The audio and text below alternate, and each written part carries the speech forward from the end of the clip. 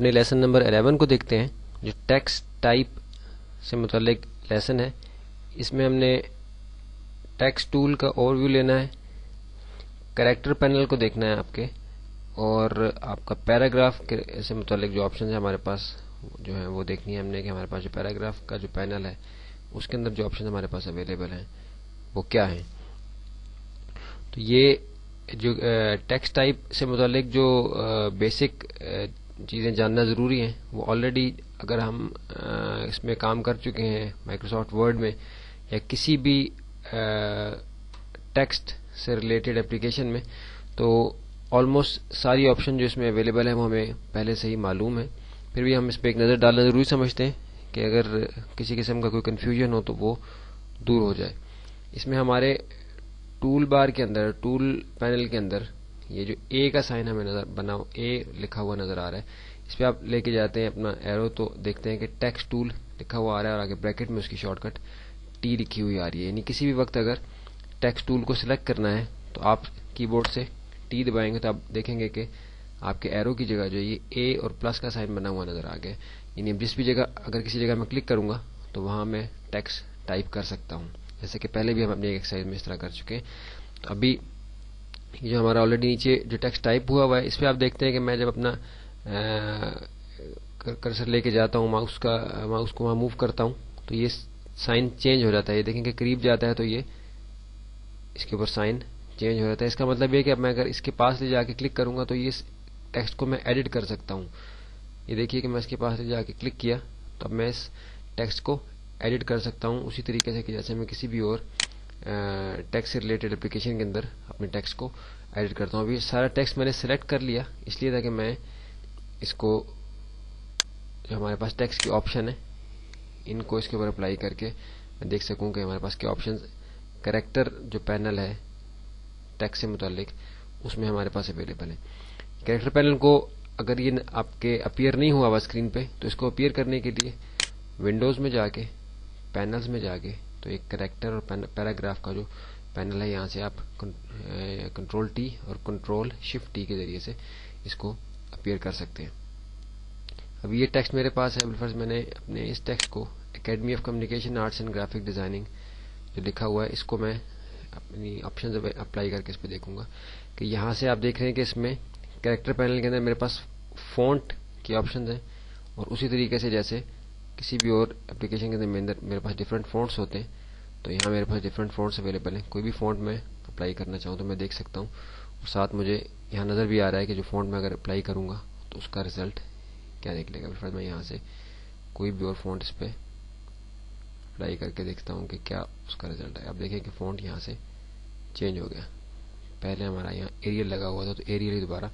واپس لگا دیتے ہیں. اگر ٹیکسٹ کا سائز چینج کرنا ہے تو فونٹ ہائٹ کہ جو ہمارے پاس یہ آپشن ہے اس کو ہم یہاں سے کلک کریں گے تو یہ ہمارے پاس ایک آپشن اپیئر ہوگی, اس کے ذریعے سے ہم اپنے فونٹ کے سائز کو ماؤس کو موو کر کے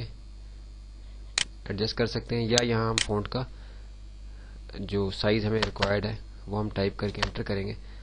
تو اسٹریٹ اوے وہی سائز یہاں ٹائپ ہو جائے گا. اگر ٹیکسٹ کو بولڈ کرنا چاہتے ہیں یا اٹیلک کرنا چاہتے ہیں یا اس کو کلر چینج کرنا چاہتے ہیں ہمارے پاس وہ آپشن اویلیبل ہے. یہاں یہ یو آر ایل کی آپشن ہے, جو ریلیونٹ آپشن ہے صرف میں آپ کو وہ اس میں بتاؤں گا. اس میں اس ٹیکسٹ کو اگر میں چاہتا ہوں کہ اپنی پریزنٹیشن کے اندر یا اپنی ویب سائٹ کے اوپر جب اس ٹیکسٹ کے اوپر کوئی اپنا ماؤس سے موو کرے کرسر کو اور کلک کرے تو کوئی اور پیج کھل جائے تو یہاں میں وہ یو آر ایل ایڈ کر سکتا ہوں. بالفرض میں چاہتا ہوں کہ یہاں سے جو ہے وہ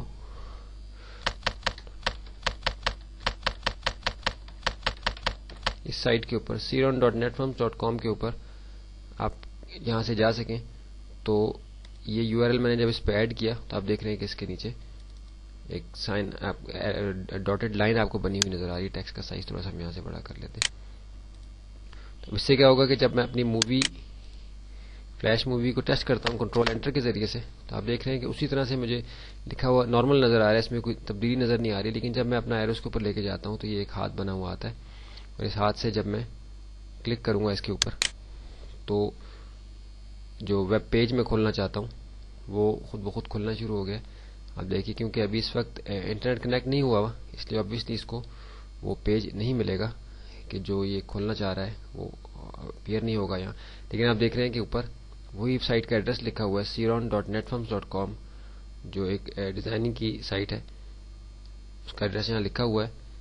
لیکن پیج اس لیے نہیں کھلا کیونکہ نیٹ کنیکٹ نہیں ہوا ہوا. اس کو یہاں سے ہم بند کر کے پھر اپنے اسٹیج پہ واپس چلے جاتے ہیں. ابھی میں نے URL ایڈ کیا تھا, اس کو میں کنٹرول Z کے ذریعے سے جو میں نے ایڈیٹنگ اس کے اندر سے کی تھی وہ میں چاہتا ہوں کہ میں واپس اسی جگہ آ جاؤں جہاں تھا. اس کے بعد ہمارے پاس یہ پیراگراف کا پینل ہے, Ctrl+Shift+T اس کی شارٹ کٹ ہے. اس میں سمپل وہی آپشن ہمارے پاس اویلیبل ہیں الائن کے لحاظ سے کہ ہم لیفٹ جسٹیفائی کرنا چاہتے ہیں, سینٹر کرنا چاہتے ہیں, رائٹ کرنا چاہتے ہیں یا فل جسٹیفائی کرنا چاہتے ہیں. یہاں سے ہم اس کا جو ہے مارجنز کو سیٹ کر سکتے ہیں, لیفٹ یا رائٹ مارجنز کو, انڈینٹ سیٹ کر سکتے ہیں اور اپنی لائن اسپیسیفائی